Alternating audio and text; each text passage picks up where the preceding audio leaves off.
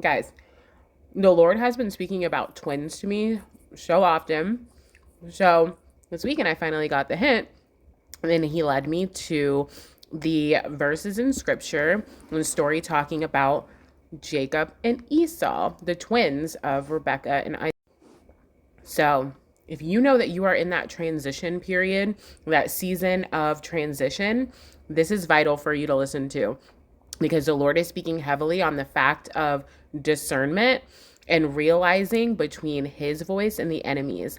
I literally just did a video a day or so ago about the voice of the enemy and how to discern whether or not it's the voice of the enemy. He gave me two things to clarify in it. And it was the fact that the enemy will make you have that carnal feeling. He'll bring upon feelings of like natural senses feelings, emotion, and memory. So if we go into Genesis 27:22 through 24, let's read. And Jacob went near unto Isaac, his father, and he felt him, and said, The voice is Jacob's voice, but the hands are the hands of Esau. And he discerned him not, because his hands were hairy as his brother Esau's hands. So he blessed him. And he said, Art thou my very son, Esau? And he said, I am. So if we catch that in the spirit, we realize that Jacob and Esau's father was supposed to bless Esau with the promise. He was the oldest son, but by trickery, he ended up blessing Jacob. Now, this was all prophesied anyway, but the fact of the matter is that his dad was led astray because he recognized that the voice of Jacob was Jacob, right? He heard him. He discerned his voice. He knew that it was Jacob.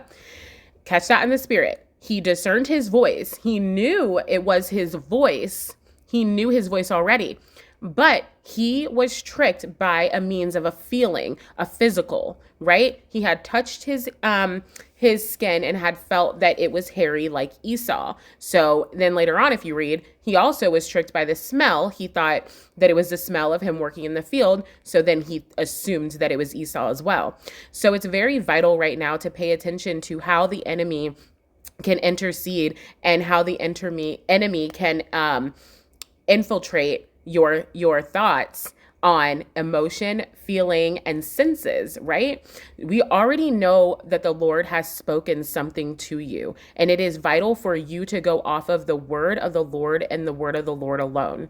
He has literally already spoken this thing to you. You know his voice, recognize his voice, and stand firm on it.